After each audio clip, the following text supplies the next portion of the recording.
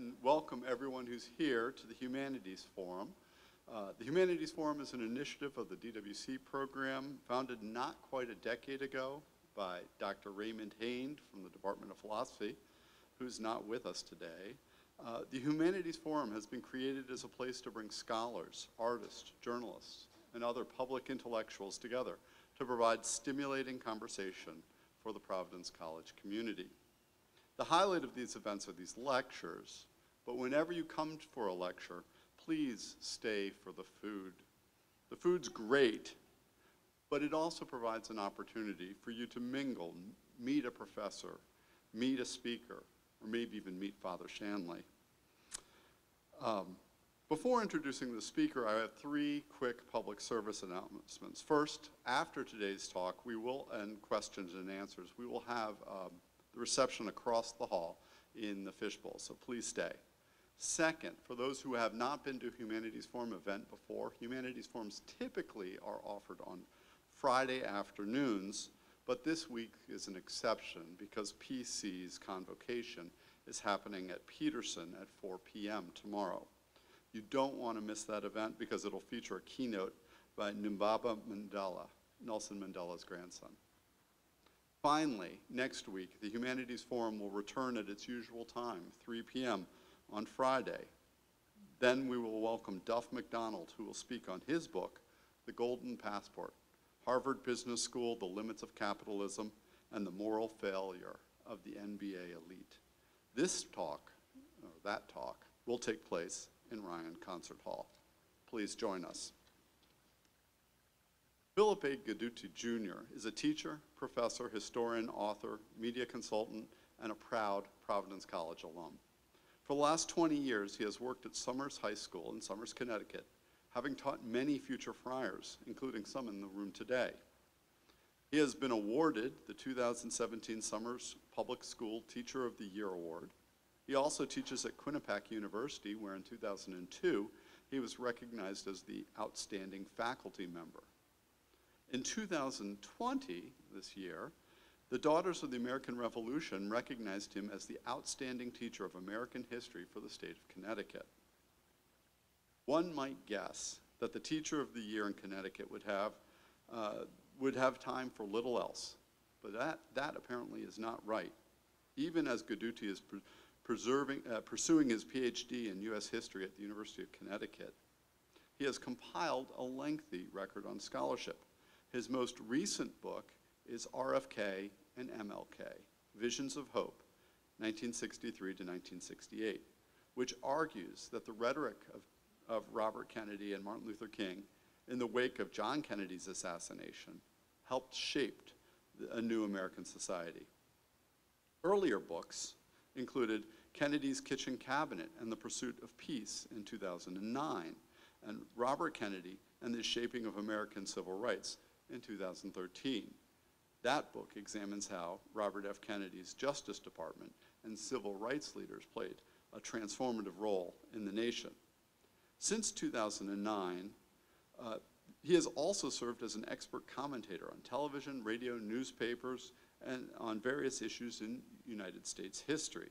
He has appeared on National Public Radio, Sirius XM, Better Connecticut, Good Morning Connecticut, and Face the State, to name a few. He's also appeared in RFK, America's Lost President. In addition to his books, he's published reviews in the American Historical Review, the Journal of Cold War Studies, and the Historian, and has contributed to Oxford University Press's American National Biography Online. With his ample free time, he has written for the Providence Journal, the Middletown Press, and the Hampton Chronicle. Goduti graduated from Quinnipiac University in 1997 with a Bachelor's of Arts in History and a minor in English. He came to Providence College the next year, and he worked in residence life and graduated with a Master's in History in 1998. He lives in Cromwell, Connecticut with his wife, Alicia, who he met at PC and who is a PC alum herself. And here is, I think, the best trivia I heard about Professor Goduti. He and Alyssa were married by our very own Father Sicard. Alyssa and Philip have 3 children, Alex, Olivia, and Sam, whose 3 favorite activities are, and I'm just guessing here, writing history, checking footnotes, and compiling indices. With no further ado, let me introduce Philip Goduti, who is discussing King's vision of hope, confronting injustice, poverty, and war. Professor Philip Goduti.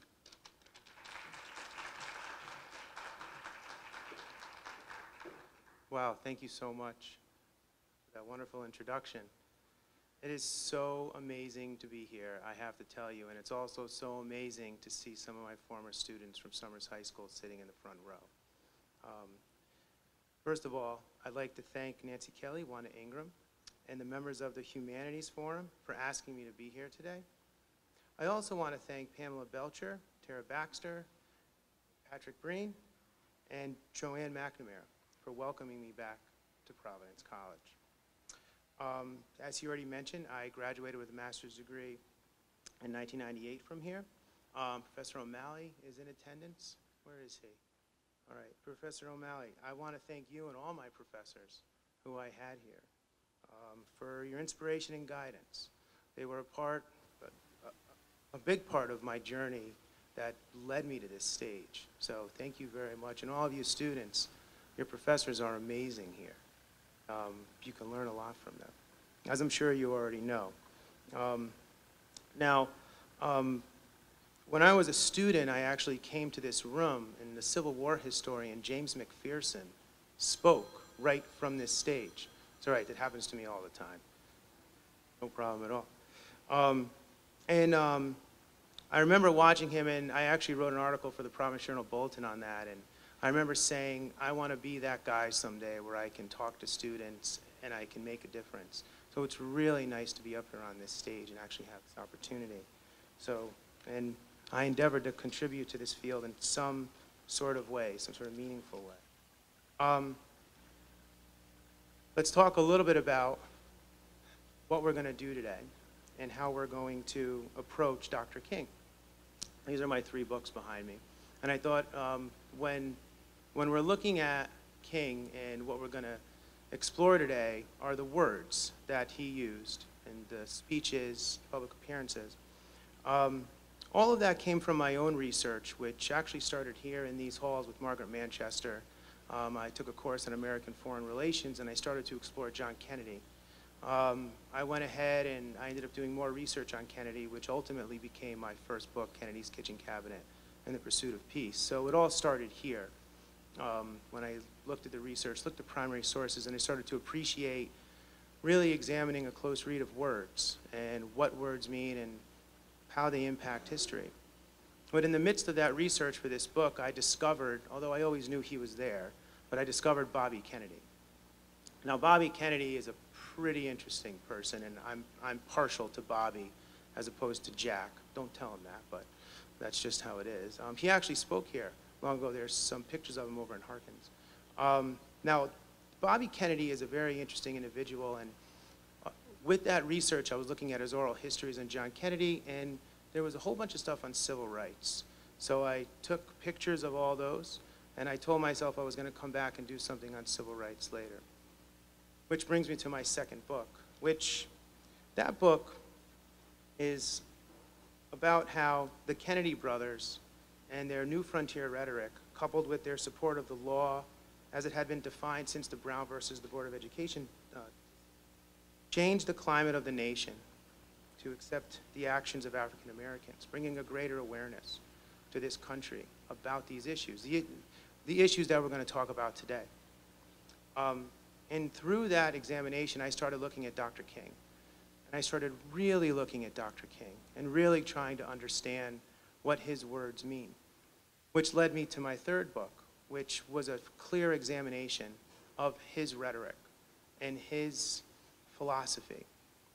And I found myself enamored by King, and I had always been fascinated by King and by his story, but that close examination of language and the close examination of rhetoric is something that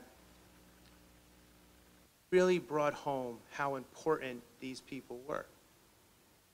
So today we're going to take another piece that I've been working on, and that's emotions history. So I want to explore how emotion and Dr. King's philosophy shaped the civil rights movement. I'm currently working on a PhD, and I'm examining how emotional communities played a role in the presidency of John Kennedy. And in that study, I examined systems of feeling and how they shaped Kennedy's decision-making, beginning with his family relationships, continuing with his experience in war, and ultimately his time in public office. So I'm hoping to bring a similar approach, a similar methodology to civil rights, to the civil rights movement and to the study of the civil rights movement. The civil rights movement is wrought with emotion, ranging from anger to hope to despair to even jubilation sometimes. Dr. King was part of a system of feeling that served as a thread within the movement that brought many of these ideas together. His use of emotion specifically evoked a sense of hope in the 1960s when they really needed it. And I think we can take that hope, we can take those ideas, and we can use that emotion to attack some of the issues that we deal with in the 21st century. I think we need to focus a little more on King's words, on what he had to say. And that's what we're going to do today. We're going to at least try. Now, King wasn't the only voice in the movement. He's the one that I focus a lot of energy on, but I really want to be clear. This movement involved a myriad of voices. I call it a chorus of voices. And if we had more time, we can look at all the voices. But since we're at a college, I thought it would be especially important to talk about some students. Students who made a difference in this movement, and students who were affected by Dr. King's philosophies. So over here we have the Student Nonviolent Coordinating Committee. John Lewis is right here. Now, John Lewis, by far, is one of my favorite people ever.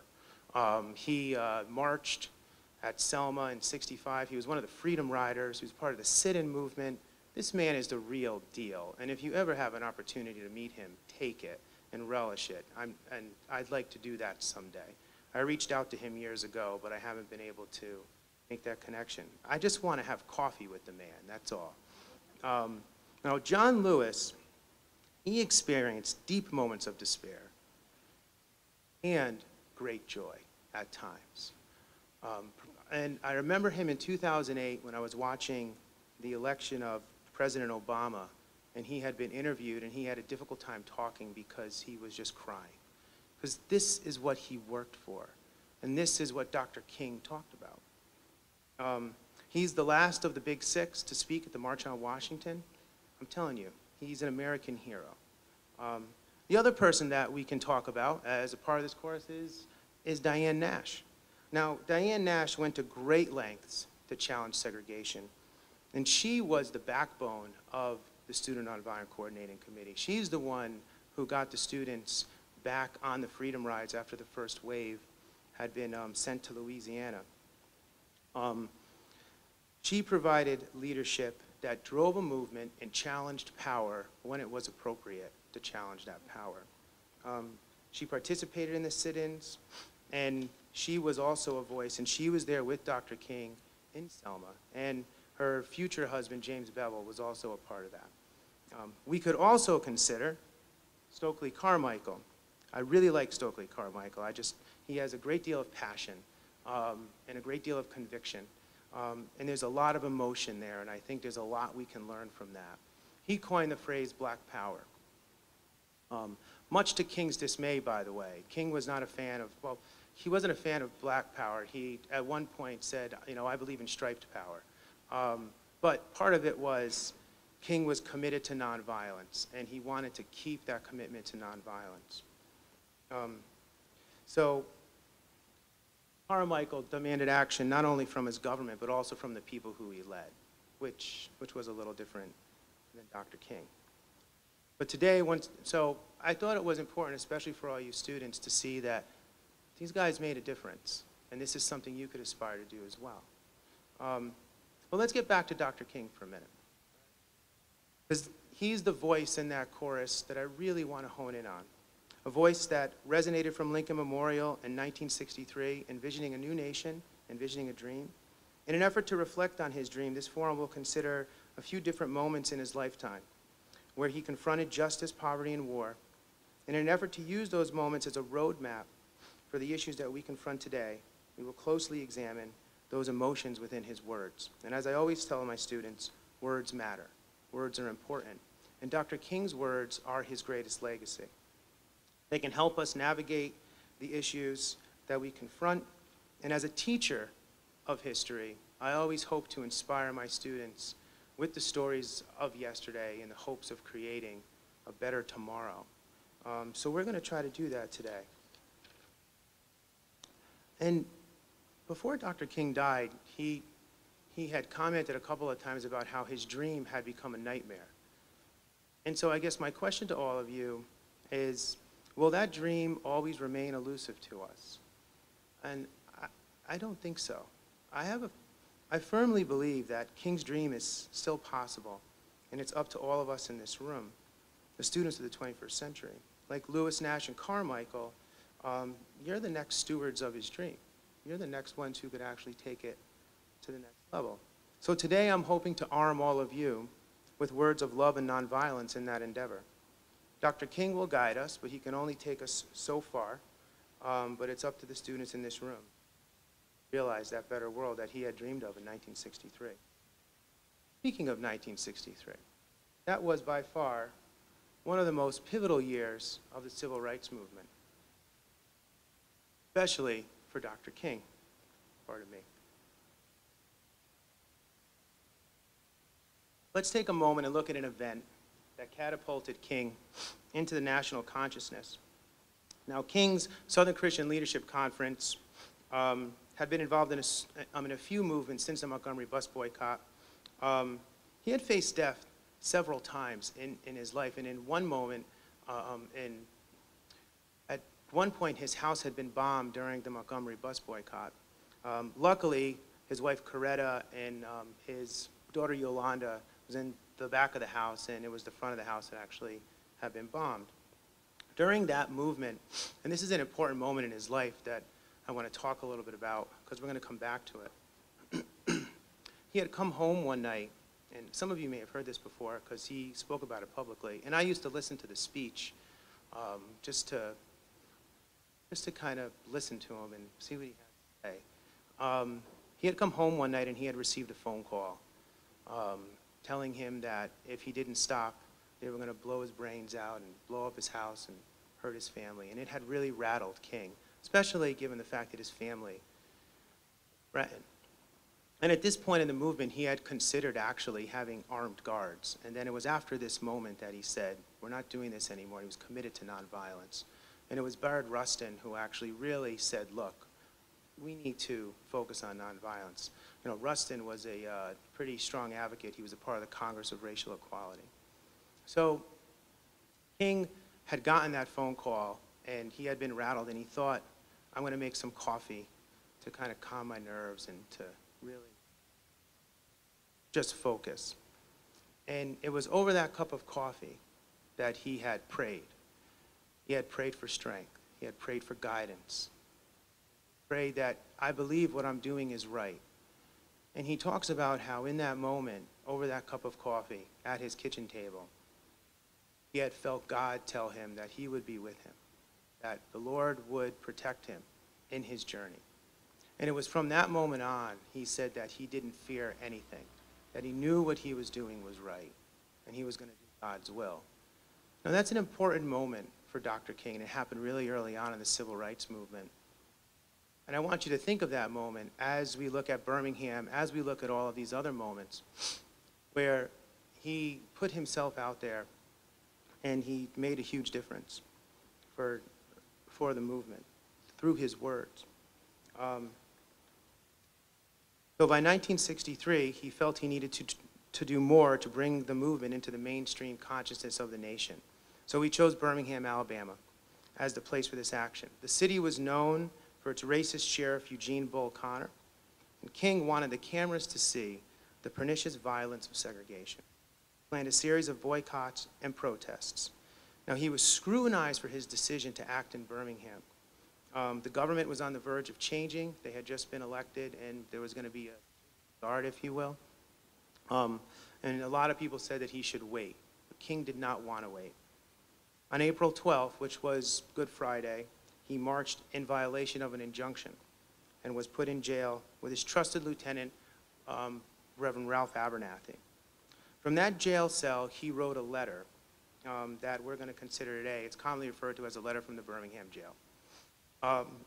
Actually, Barack Obama had posted a tweet about the letter from the Birmingham jail.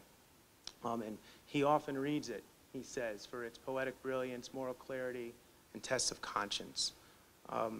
This is an important moment, and I often call it the poetry of the civil rights movement. From that jail cell, he wrote the letter defending his position why he needed to act. He said, I am in Birmingham because injustice is here. I cannot sit idly by in Atlanta and not be concerned about what happens in Birmingham.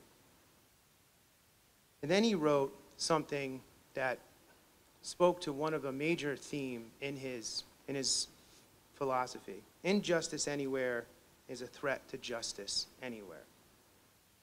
Went on to write that he saw the nation as a network of mutuality tied in a single garment of destiny. He believed in this interconnectedness among people, that the actions of one can make a difference for many.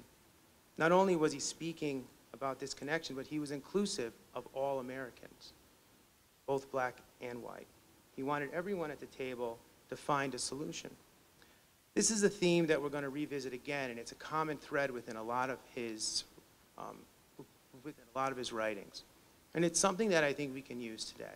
It's something that this interconnectedness, that we are all one and we should all work together, is an important point. The emotion in this letter is perhaps the most powerful, and you can see it there within the interconnectedness. He wanted people to empathize with his experience, what he felt when he saw injustice, and why he could no longer wait to confront injustice. He said, when you have seen vicious mobs lynch your mothers and fathers at will, and drown your brothers and sisters at whim, when you have seen hate-filled policemen curse, kick, and even kill your black brothers and sisters, can't wait. King wanted to speak to both white and black leaders as he was being criticized on both sides. His words were meant to evoke emotions, those who read it. Perhaps the greatest example, at least I think, is when he talked about his daughter, who just wanted to go to an amusement park. He wrote, when you suddenly find your tongue twisted and your speech stammering, as you seek to explain to your 6-year-old daughter why she can't go to the public amusement park that has just been advertised on television, and see tears welling up in her eyes when she is told that Funtown is closed to colored children, and see ominous clouds of inferiority beginning to form in her little mental sky, and see her beginning to distort her personality by developing an unconscious bitterness toward white people. He felt he could not wait. He wanted to act not only for his little girl, but for all children, for the future of the nation, for my children, for our children. That's how he wanted this to change everything.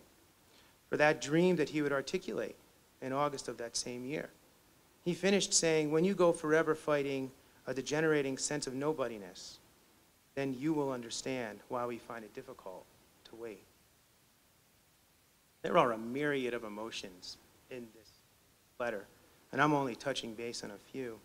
There's anger, there's disbelief, there's feeling like a failed father. Those emotions are testament to a time where African Americans struggled a great deal, where they would have to sleep in their cars on a cross-country trip because they weren't allowed in certain hotels. Despite those feelings of despair, anger, and frustration, King never faltered in his beliefs of nonviolence, which is the other theme that we really should touch on. Not only did he believe that we're all interconnected, but he had a firm faith in nonviolence. And he believed in a Christian ideal of love and forgiveness, and that in the end, nonviolence would win. Now, this was a pretty successful campaign for Dr. King. Birmingham protests would eventually lead to the Civil Rights Act of 1964. I often call this the Uncle Tom's Cabin of the civil rights movement, which was Harriet Beecher Stowe's best-selling novel that exposed the horrific reality of slavery, not only to the United States, but to the world. Birmingham did the same thing for segregation and the racism of the 1960s. Scenes of dogs biting into students and water hoses chipping away at bricks while it hit huddled masses of students brought the nation to a new place with their beliefs about race and justice. So Birmingham was a turning point in this movement. In fact, when President Kennedy saw this picture on the front page of the New York Times, he had commented that it had made him sick, and he wanted to do something about it. And just a couple of months later, he'll give a speech on civil rights that changes civil rights from a political issue to a moral issue, which was a very big deal for this country at the time. Just after that speech, King gives his famous I Have a Dream speech, which I was tempted to look at today, but I wanted to focus on more obscure moments, you know, stuff that you guys don't really know too much about, stuff that we don't talk enough about. But this moment on the steps of Lincoln Memorial enshrined his ideals into American history. It's an ever-fixed mark that we can all look to for an idealist vision of the nation. You can even go there and stand on the spot, which I brought students there, and we have stood on that spot. That's what that, really can't see it, but that's what that I Have a Dream is right there. It's about halfway up. I've taken my students there. I've taken my own children there. Speech, for 1 second, that speech is rooted in emotion. There's a ton of it in there. There's the whole notion of a check that he was coming to cash 100 years later after the Emancipation Proclamation, and it was marked insufficient funds. And that whole theme was the beginning of his speech. And perhaps the most memorable part is his I Have a Dream, which a lot of people don't realize was actually ad-libbed on the moment. It was Mahalia Jackson in the front row that said, you know, tell him about the dream, Martin. And if you watch the speech, you'll see that he stops reading from the piece of paper and he looks out and he gives the I Have a Dream speech. Remarkable, remarkable man. So I would recommend that you go there, stand on that spot, you know, stand in the footsteps of history for a second and just take it in. Because the following year, he wins the Nobel Peace Prize. Continuing his devotion to love and nonviolence, there's a lot we can take from this speech, but I'm just going to hit on a couple of things here. One is this notion of unarmed truth. Unarmed truth is an important phrase for Dr. King. I believe that unarmed truth and unconditional love will have the final word in reality, he said. This is why right temporarily defeated is stronger than evil triumphant. He saw this movement as almost a war of attrition, nonviolent action based in love. He had always planned to continue his fight regardless of the opposition or the scrutiny, regardless of the defeat or the setbacks. He believed that he was right and just in his cause, and that's what kept him moving. We can take something from that, and we'll talk more about that later. With this speech, he becomes a world figure, someone for everybody to look to, and in my opinion, one of the most influential Americans in all of history. Now, he also celebrated his philosophy in that speech by saying, after contemplation, I conclude that this award, which I receive on behalf of that movement, has a profound recognition that nonviolence is the answer to the crucial political and moral question of our time, the need for man to overcome oppression and violence without resorting to violence and oppression. King believed that, quote, sooner or later, all the people in the world will have to discover a way to live together in peace, thereby transform this cosmic elegy into a creative psalm of brotherhood. His prose was majestic, getting to the core of his beliefs, invigorating the movement, demonstrating to the world that there was hope, and his vision will lead the way. As a testament to the power of this message, President Barack Obama alluded to this speech in his final State of the Union address in 2016, 52 years later. it's just one of those moments that when I was studying King, I took a second and I'm like, wow, this is an amazing speech and this is an amazing moment in the movement. And I tried to really dig into that and really understand what those words meant. And a lot of his most famous quotes come from that speech and come from the letter from the Birmingham jail. But now, so we have letter from the Birmingham jail, we have all these moments. After the Kennedy assassination, things changed a little bit. That happened very abruptly in November of 1963. In the wake of that assassination, King becomes even more relevant, even more important in this vacuum of leadership and as Americans grieved for a fallen leader. He had even commented to Coretta when he was watching the news reports of President Kennedy's assassination that this is what's going to happen to me. This society is at a point where this movement will only end in violence. So as he started to redefine his philosophy and it started to mature, which a lot of scholars see this as more of a radical king, more of a king that had seen things not quite going in the way of his I Have a Dream speech had expected. He goes to Chicago. This is an important moment in his teachings. He goes to Chicago because while he's known for his work to confront racial injustice, he was also a strong advocate for addressing poverty and economic inequality. And he tried to do that in Chicago. Let's go to Soldiers Field in July of 1966. It's 98 degrees out, by the way. And King decided that he was going to challenge the racist institutions in the North that perpetuated poverty. He had listened to stories of impoverished African Americans living in cities. And after the Watts riots, and after he toured Watts, and after he saw what violence could do, he was even more committed to nonviolence. But he understood the frustration and anger that he heard from the people he spoke to. Empathy was a huge piece of what made him such a successful leader. We can take something from that too. He said to the crowd there at Soldiers Field, "We are tired of being seared in the flame of withering injustice. We are tired of living in rat-infested slums." This was part of his Chicago movement, where King hoped to expose the conditions in the city in the same way he exposed segregation in the South. Many have commented how confronting Bull Connor was easier than confronting the infrastructural racist tendencies of northern cities. King decided to adopt a new philosophy. He moved into an apartment where he wanted to make a difference, and he tried to live there. He broke bread with them. He visited with them. They visited him. They saw him on the street. They took time to get to know him.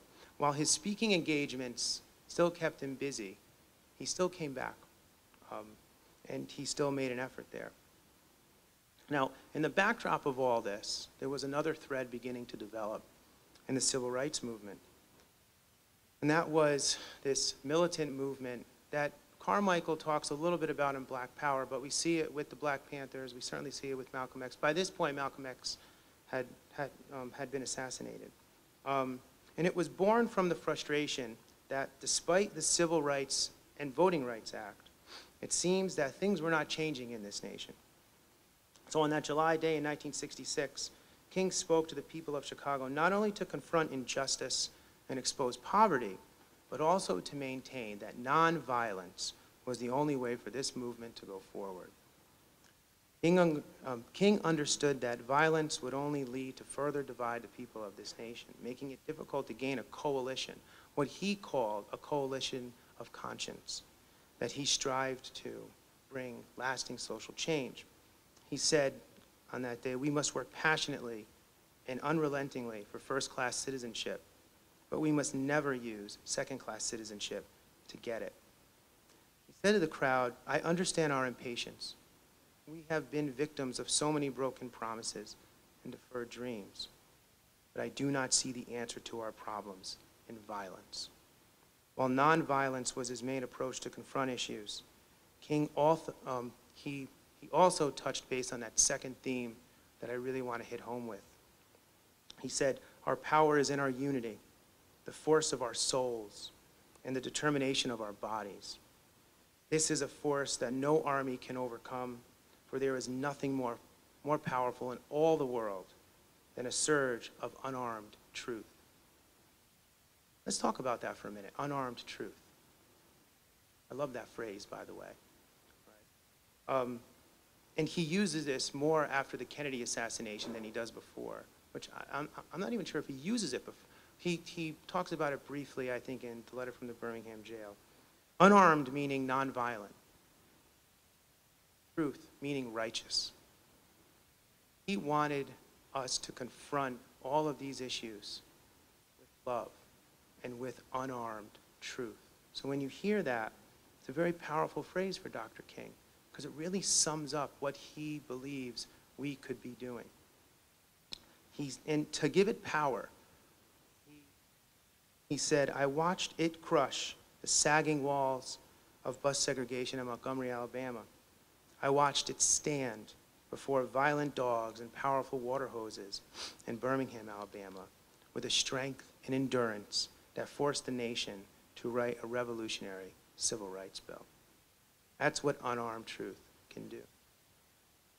This speech set the tone for a new phase in the movement, especially in Chicago, but it was meant to define his actions in the North as they confronted a different kind of racism.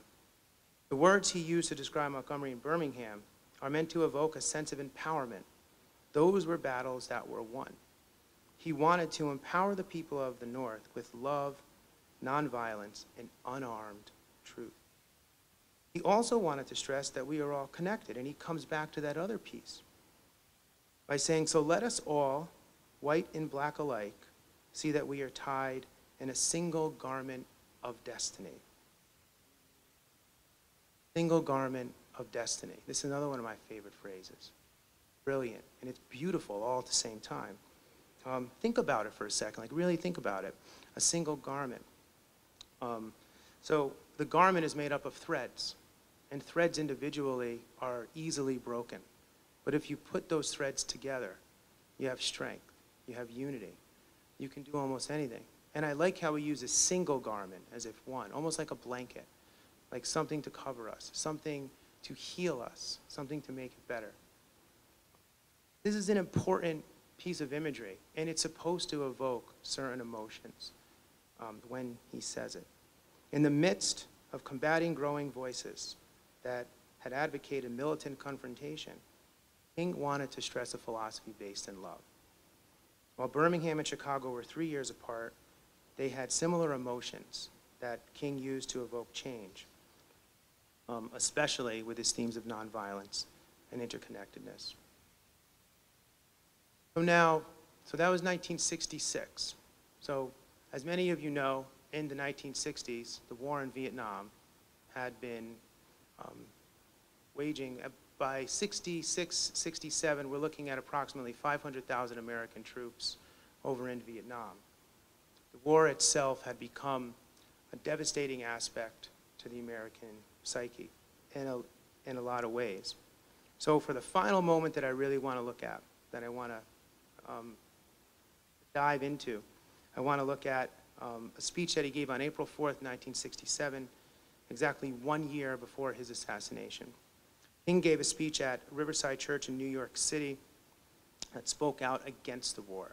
This is something that he had been thinking about for some time, and he had decided finally that he was going to make a broad statement regarding his position on Vietnam. It's commonly referred to as Beyond Vietnam. That's, and he would publish it later under that title. This speech is a culmination of all three threads that we are exploring: injustice, poverty, and war. In fact, he sees them all connected in this speech. And in my opinion, despite the criticism he received afterwards, I think it's one of his greatest speeches. He said, a time comes when silence is betrayal, and that time has come for us in relation to Vietnam. Continue to talk about his path getting to this position by saying, over the past 2 years, I have moved to break the betrayal of my own silences and speak from the burnings of my own heart, as I have called for radical departures from the destruction in Vietnam. He saw the Vietnam War not only affecting the people of Vietnam, but also affecting people at home, because it was taking away resources that could have been used for us here, but it was also putting Americans in harm's way. And so he saw it as all connected, all a part of that garment of destiny that he spoke about. He said, America would never invest the necessary funds or energies in rehabilitation of its poor, so long as adventures like Vietnam continue to draw men and skills and money, like some demonic, destructive suction tube. So I was increasingly compelled to see the war as an enemy of the poor and attack it as such. So after linking the war to a drainage of resources, he moves on to nonviolence. And he says this, which I thought was very poignant. As I've walked among the desperate, rejected, and angry young men, I have told them that Molotov cocktails and rifles would not solve their problems. He was advocating nonviolence. The people in those cities would ask King, what about Vietnam? He said, those questions started to hit home with me. And I said, and he said, I knew that I could never again raise my voice against the violence of the oppressed in the ghettos without having first spoken clearly to the greatest purveyor of violence, my own government. He concluded that for the sake of those boys, for the sake of this government, for the sake of the hundreds of thousands trembling under our violence, I cannot be silent. In this speech, he attacked war and its barbarity, linking once again this theme of interconnectedness and nonviolence. He said, we still have a choice today, nonviolent coexistence or violent co-annihilation. Now that's a powerful statement from Dr. King in a very powerful time. Think about it for a minute. Think about the 1960s. Violent co-annihilation. The human race, according to him, in order to survive, needed to come together. Now this is in the backdrop of a time where nuclear war we're in the midst of the Cold War. The Cuban Missile Crisis happened in 1962. People were worried about nuclear war. People were building fallout shelters. Now he was trying to touch on that emotion. He was trying to say, look, we're already close, people. We're already almost there. We need to figure out a way to work together or we're going to destroy ourselves. One of my other favorite quotes that he said, we must all learn to live together as brothers or we most assuredly will perish together as fools. Something along those lines. He was invoking fear into this speech, which wasn't what he usually did, but he understood that the stakes were high, and he felt the need to really address this, really hit home with this. And then you see it again in the speech, where he started talking about American politicians had gone mad on war. He told the crowd that the war had affected children. So far we have killed 1 million of them, mostly children. They wander into towns and see thousands of the children, homeless, without clothes, running in packs on the streets like animals. They see the children degraded by our soldiers as they beg for food. Again, he's raising the stakes here. Nothing more universal than how we care about our children, how we want our children to have everything that they desire. I mean, I know I can, say that. He also touched on his relationship with God, saying, I speak as a child of God and brother to the suffering poor of Vietnam. I speak for those whose land is being laid waste, whose homes are being destroyed, whose culture is being subverted. This speech is considered by many as one of his greatest. At the time, not so much. But today, it's seen as forward-thinking, as ahead of his time, which he was, which is why we really need to look at this guy, right? It's a far cry from the idealistic dream that he talked about 3 years before, but it was still rooted in some of those same beliefs. He had not wavered on his position. He had matured. He had seen it from another perspective. This is where we get into the radical king, a different king, person who was trying to address the issues of the world through other lenses. But he was still the same when it came to nonviolence and it came to this. The people didn't like what he had to say. the newspapers came out with editorials, with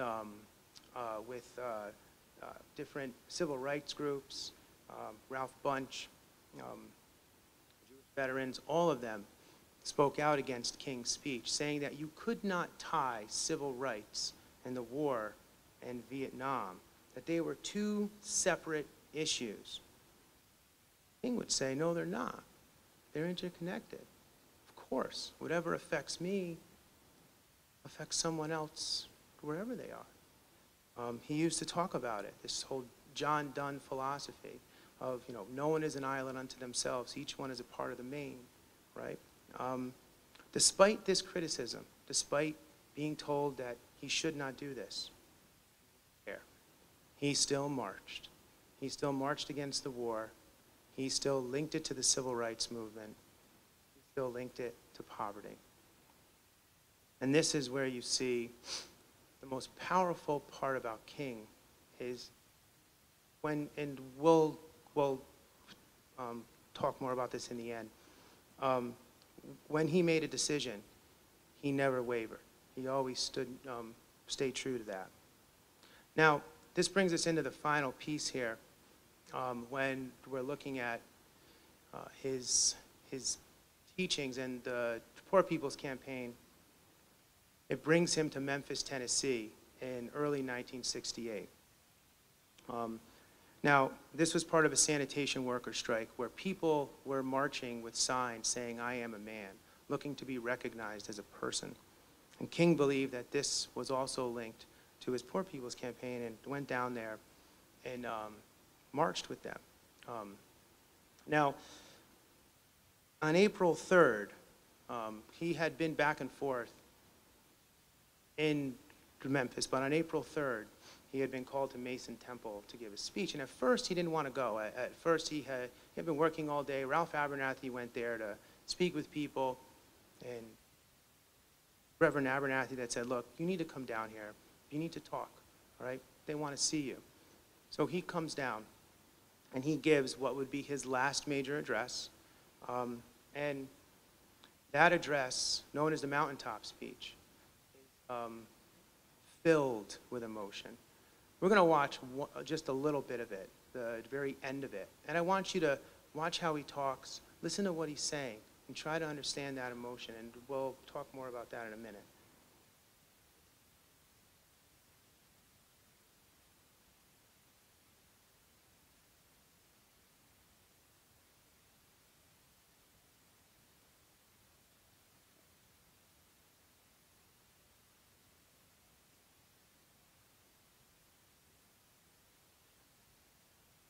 Worked before.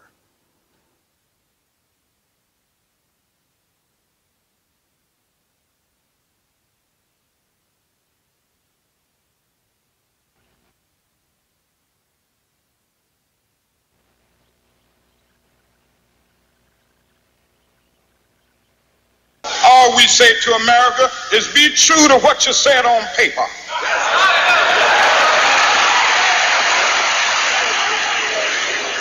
If I lived in China or even Russia or any totalitarian country, maybe I could understand some of these illegal injunctions. Maybe I could understand the denial of certain basic First Amendment privileges because they haven't committed themselves to that over there. But somewhere I read of the freedom of assembly. Somewhere I read of the freedom of speech. Somewhere I read of the freedom of press. Somewhere I read that the greatness of America is the right to protest far right.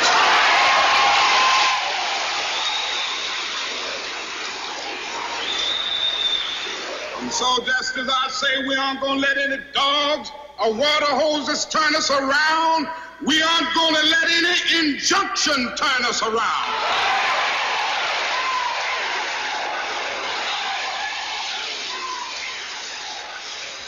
Well, I don't know what will happen now. We've got some difficult days ahead. But it really doesn't matter with me now. because I've been to the mountaintop. I don't mind. Like anybody, I would like to live a long life. Longevity has its place. But I'm not concerned about that now. I just want to do God's will. And He's allowed me to go up to the mountain. And I've looked over and I've seen the promised land. I may not get there with you, but I want you to know tonight that we as a people will get to the promised land.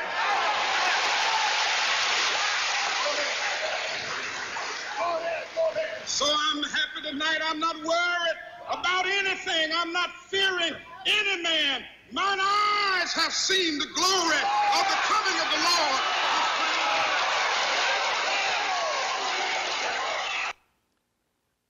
The one image that always gets me when I see this is how he collapses into Ralph Abernathy's arms with his hands by his side as if he was just utterly exhausted. The man who has brought his notions of nonviolence, his whole philosophy to the people to try to evoke change, and he was still fighting. And he just collapses into Abernathy's arms. In that speech, you can almost see he has all this energy, all this emotion. And if you watch the whole speech, he talks about the movement and where it had come from, how he had gotten to that point, and he talks about how a little girl sent him a letter. He had been stabbed, actually, late 1950s. He was in New York City, and he had been stabbed by a woman. And the tip of the blade was on I guess it was on an artery. And if he sneezed, he could have died. And this little girl said, "I'm just happy that you didn't sneeze, because now you were able to bring us this far." And then he says, "I'm happy I didn't sneeze either, because now I'm here with you." Now that's a very prophetic speech also, where he talks about coming to the mountaintop and seeing the promised land, where the next day is when he's viciously taken from us. And this is a picture of him just before he was assassinated with his friends on the balcony at the hotel in Memphis, Tennessee. And suddenly, in an instant, a voice in that chorus of the movement was silenced forever. Now, news of his death resulted in major riots around the country. In Indianapolis, Senator Robert Kennedy, now these two have worked together, and I've written a lot about this, and they've worked together from afar, and they were even together in some ways, and they often battled too, so don't think that it was some really great friendship, but they often battled. But my point is, they knew each other, and Bobby Kennedy at this point in his life had started to appreciate King and started to appreciate the ideals that he exemplified. Now, in Indianapolis, Bobby Kennedy found out about his death. John Lewis was actually on Bobby Kennedy's campaign. And he had this speech already scheduled. And the people there had not heard that Dr. King had been assassinated, so Bobby Kennedy told them for the first time. And he said from the back of a pickup truck without any written remarks, Martin Luther King dedicated his life to love and to justice for his fellow human beings, and he died because of that effort. And Kennedy went on to talk about King's legacy. In his last remarks, which I'm going to play for you, is something that we can use in this forum today. The last 2 minutes of his speech, he talks about where we could go, and you see now Bobby Kennedy is starting to contribute to that chorus of voices that King had affected. What we need in the United States is not division. What we need in the United States is not hatred. What we need in the United States is not violence and lawlessness, but is love and wisdom and compassion toward one another, feeling of justice toward those who still suffer within our country, whether they be white or whether they be black.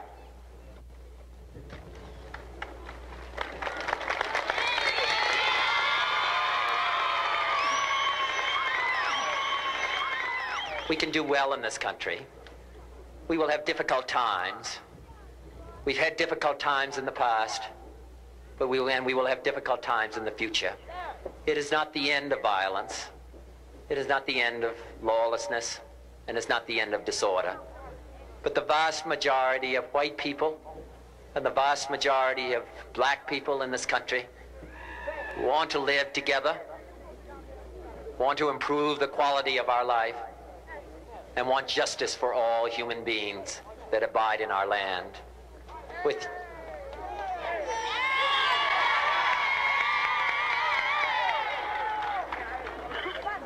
And what dedicate ourselves to what the Greeks wrote so many years ago, to tame the savageness of man and make gentle the life of this world. Let us dedicate ourselves to that and say a prayer for our country and for our people. Thank you very much.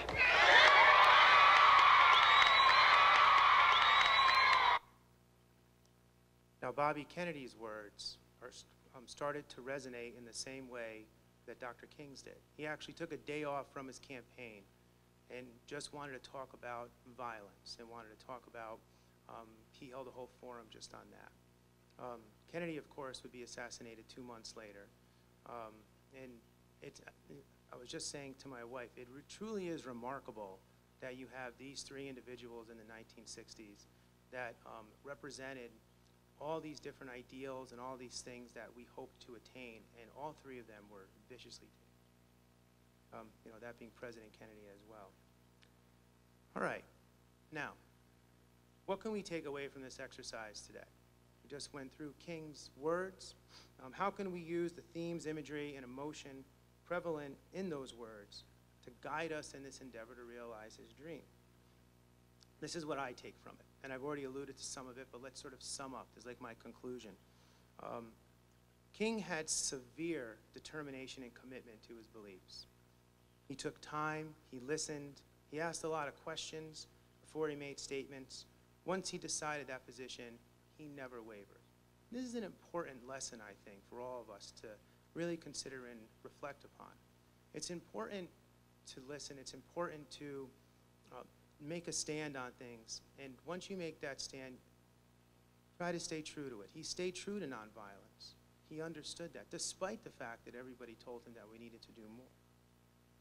The second thing, King didn't care what other people thought about his beliefs. I think that is, first of all, that's something that we tell our own children. Who cares what other people think? Well, King actually didn't, because he believed what he was doing was God's will. He believed what he was doing was right. Despite opposition in Birmingham and after his Vietnam speech, he didn't change his position. I think it was Abraham Lincoln who used to say that time is a good thickener of things. Such is the nature of history. Because now we look at King, where at one point he was considered a dangerous person, quote unquote. And today we celebrate his vision. And his vision endures because he truly was a person ahead of his time. He understood where we needed to go. The third thing that I take from this is the emotions that we examine contribute to a chorus of voices in this movement. And his leadership on nonviolence and interconnectedness are timeless. We can use them today. And the emotions were natural. They were a part of what he was trying to do to evoke change and to evoke a reaction. It affected many Americans, this movement, and gave voice to a group that had been marginalized within history and is still marginalized today. So what can we do moving forward? Well, what I try to do is I bring my kids to see Dr. King. Since this memorial has been open, I've brought them every year. And I just want to recognize my wife over here, who has gone on these trips. As Dr. Breen had mentioned, we had met here. and our 3 children they are reared in Dr. King, Bobby Kennedy, John Kennedy in the 60s. So we have taken them to all sorts of places, and I certainly wouldn't be here if it were not for her. So I endeavor to make King's vision a part of my daily routine, so that we talk about him in our household the way that we would talk about the Boston Red Sox. So we're Sox fans, in case you were wondering. So for the last 10 years, I've taken students to Washington. In fact, I don't know if Josh, did you go to Washington? You didn't, right? I know Gracie did back there because we actually went to her grandfather's grave over at Arlington National Cemetery. That was a great trip. I ask you to consider what you can do to contribute to this conversation. It's an important conversation. And if we were to look at Dr. King's words and learn from them, we can take those ideas and bring them to the table, create a new single garment of destiny. And I think that's important. And contribute to a new chorus, especially you students, that honors the many voices that exist in our own time.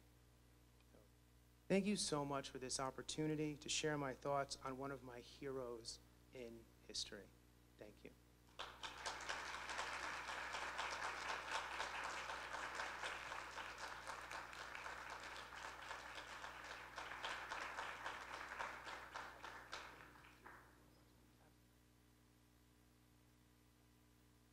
I think is this, yep.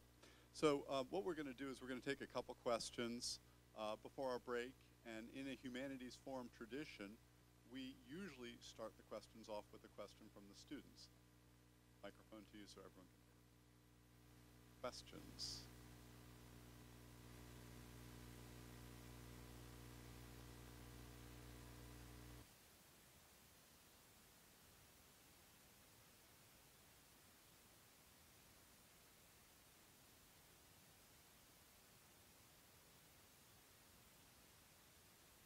That's okay. We gave him a chance. So my question is, I think that you alluded to this a couple of times as you were speaking, that as you look back to moments in history, and certainly with Dr. King, that certain speeches resonate more or become even more meaningful in time. I wonder if there are leaders today, leaders of movements, or that maybe you have recognized as maybe not getting the attention right now, but maybe in time we may see that they are living out King's legacy as leaders of movements. And I just wonder if anything that you have seen our modern history has led you to think, oh yeah, they're doing it. They're out there. They're living Dr. King's words and. That's a great question. The closest I've seen so far was Barack Obama, who's just, when you read a lot of his words, and I know he's clearly not lesser known, but when you read a lot of his speeches, one of my favorite speeches of his is actually his Nobel Peace Prize speech. And if you take a moment and really read that speech, you'll see what he was trying to do. And then and I actually read that speech after his administration, and then when you look at what he was trying to do, he was truly trying to act what he set forth in that speech. I like Cory Booker, actually. I thought he was pretty, he said a few things that actually resonated with me. He isn't in the presidential race anymore. He also isn't that lesser known, but I always found him pretty interesting.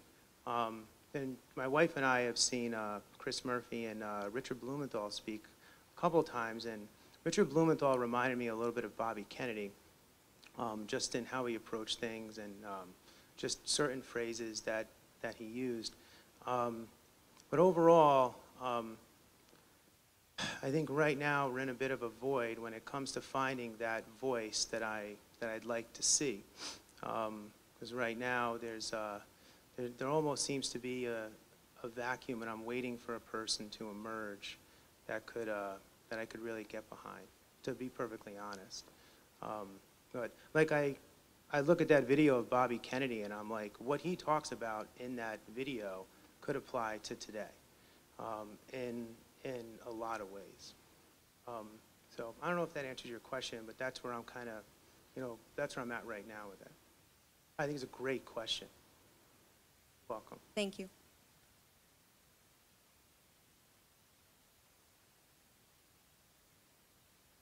Mine was almost the same question, but I guess I was wondering if you could speak a little bit about social media and the role back at the 60s and totally devoid of cell phones and tweets and all these things, and yet this social movement,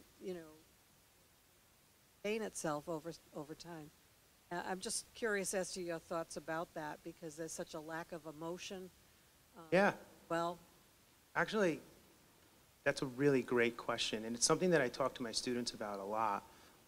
Where I remember being in college, and if I was sick and I couldn't make an exam or something like that, I would have to go talk to the professor. I'd have to, make a phone call.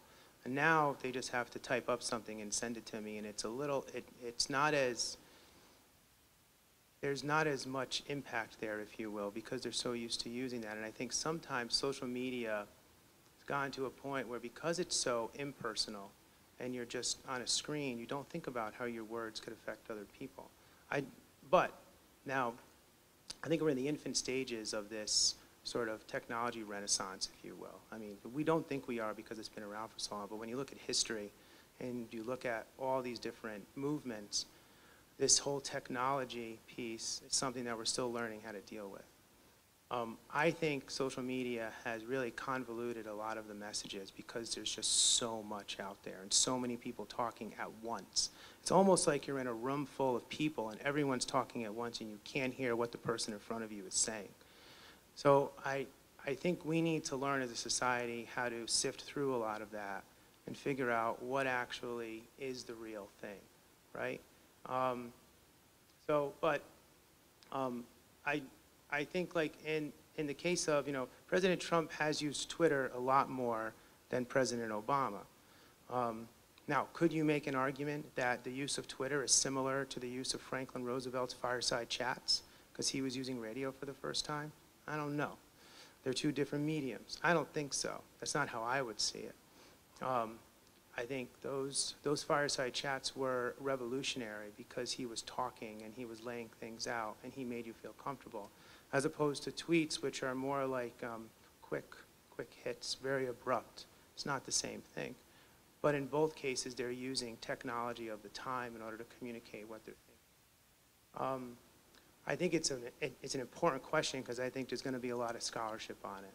And I think we're going to start to sift through that and start to really think about what social media has done to what we talk about every day, to just the political and social landscape of this country. I don't know if that answers the question, but that's where I'm kind of going with it. Spoke about the importance of emotion in Dr. King's addresses. It struck me that the emotion that we tend to hear most often now is anger in all speeches from about everybody that we listen to. And I wonder if you could say something about that, because it's like when you saw Dr. King speak and Bobby Kennedy speak, you saw things that were genuine feeling. Yeah. But not just angry feelings, sad feelings, as you said, happy feelings.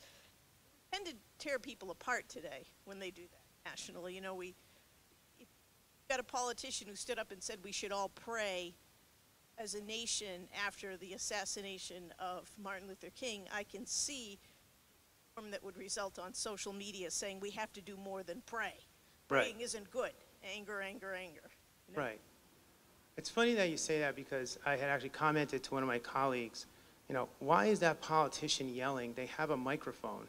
I don't understand why they have to raise their voice all the time. And just just being a teacher, okay, I endeavored to never raise my voice. In fact, I think my students will attest that I've never raised my voice in the classroom. If it gets loud, I just get quieter.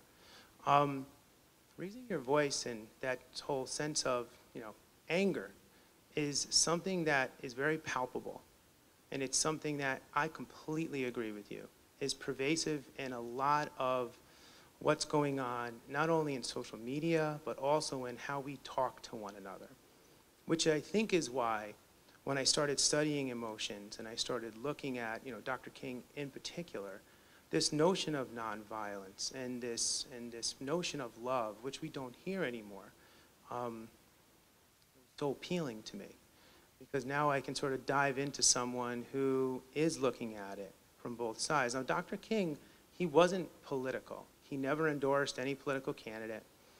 He stayed away from endorsing John Kennedy. Even though John Kennedy and Robert Kennedy got him out of prison, he refused to endorse him. And so he did that purposely because he wanted us all to come together. That was part of that interconnectedness. And I think you're right. The anger that we see today has also been very divisive because that anger comes from two different perspectives. And until we can understand those perspectives, it's going to be very difficult to find some sort of common solution to a lot of the problems that we have to deal with, which is why we should listen to Dr. King, and which is why the single garment of destiny is such a powerful idea. So, yeah, I agree with you. We're way too angry today. I'd like to see us move closer to Dr. King and Bobby Kennedy.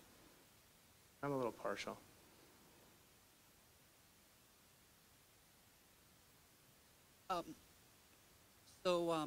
Of course, the two biggest national policy victories in the civil rights were won during the Johnson administration in '64 and '65. Yes. Voting Rights Act. And a lot of people say, and really probably mostly correctly, that Johnson's sudden shift to being sympathetic to the civil rights movement's cause had a lot to do with political pressure and political expediency. But beyond political pressure and political expediency, there were people, particularly young people, in the Johnson White House who were already sympathetic to this cause, people who had the president's ear, people who did exert influence, people who were writing his speeches. In a similar way in your research on Robert Kennedy and John F. Kennedy, were there people in the Kennedy sphere who elevated civil rights in their consciousness, or was this something that they were naturally sympathetic to? That's a great question. Excuse me. Yes, there absolutely was. There are a couple different people that I can speak to. Bobby Kennedy was the person that influenced John Kennedy to take a stand on civil rights. But Bobby Kennedy didn't feel that way all the time. It took his being Attorney General and witnessing the Freedom Rides, the University of Mississippi integration, and understanding this injustice that was going on in the South. He was very moral, Bobby Kennedy. He believed in right and wrong. And the more he learned about segregation, the more he understood it as evil. And he wanted to do something to change that. And he's the one who went to John Kennedy in June of '63 to make that speech. But he was also influenced by other people. He was influenced by Burke Marshall, who was his assistant attorney general. He was influenced by Harris Wofford, who was also civil rights. He worked with Dr. King. So he had talked to a lot of different people before he came to this conclusion. And he had the ear of John Kennedy more than anyone else. So when he told his brother, look, we need to do something about this, and this is the opportunity to do it, in June 11th of '63, that's when they gave that speech. And they did it very last minute. It wasn't something planned. They had he and Ted Sorensen came into the Oval Office and they came up with that speech. Some of it was ad-libbed on the spot. And it was, and that's where Kennedy moved from a political position to a moral position. I wouldn't say John Kennedy had seen it the same way, because he was more of a politician. And he was careful with the civil rights issue, almost too careful, to be perfectly honest. And it took people like Bobby and Burke Marshall and Harris Wofford to really move him in that other direction. Johnson, I often say that the Civil Rights Act of '64 is really Kennedy's bill, because he's the one that proposed it. And it was actually passed with Johnson saying what we can do to memorialize John Kennedy is to pass that civil rights bill in his first major address after Kennedy's assassination. But I'll give Johnson the Voting Rights Act. That was all him. But that was also due to pressure from King, from the Student Avant Coordinating Committee, from the SCLC over in Selma to push him to do something. And he finally acted after that. So, fascinating period. It's, you know, a lot of wonderful people and just stories that we can learn from. Well, Chandler. Thank you. I listened to Malcolm Gladwell's podcast called Revisionist History. And one of the podcasts is about that famous photograph that you showed earlier of the protest in Birmingham, where the dog is attacking the black man who's walking, and the police officer is holding on to the leash. And Gladwell interviewed that guy. Oh, really? Yeah, he was 15 years old at the time. He was playing hooky from school. Yeah. He was not a protester. He was just curious to see King. And he had seen King, and he wanted to walk away from the demonstration. And everybody that looks at the picture thinks that the dog is attacking one of the demonstrators with King. And this guy said, I wasn't even all that sympathetic to King. I just wanted to see him. Oh, wow. Then he also interviewed the widow of the police officer, because the assumption that a lot of people make is that the police officer is kind of sicking the dog on the protester. Right. And if you, according to Gladwell, if you examine the photograph closely, he's restraining the dog. Oh. And he was vilified. And so his wife, you know, has a lot to say about that. But I found it fascinating because that picture is so iconic, and we think we know what it means. And in reality, it's not quite what everybody thought it meant, at least according to Malcolm Gladwell. That's fascinating. In fact, I think they have a statue of that picture. That was the other part of the podcast, because the statue is not like the picture at all. The dog is a lot bigger. The guy is smaller, and he's ticked off, the guy who is actually in the picture, because the sculptor made him smaller, and he made the cop bigger to make it look more menacing. I haven't seen it. I've seen you know, pictures I'll of stop. it. That's fascinating.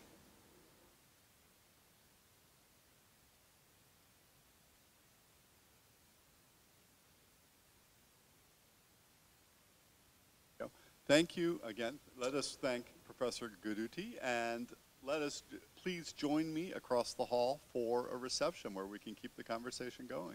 Thank you all for coming. Thank you, everybody. Really appreciate it.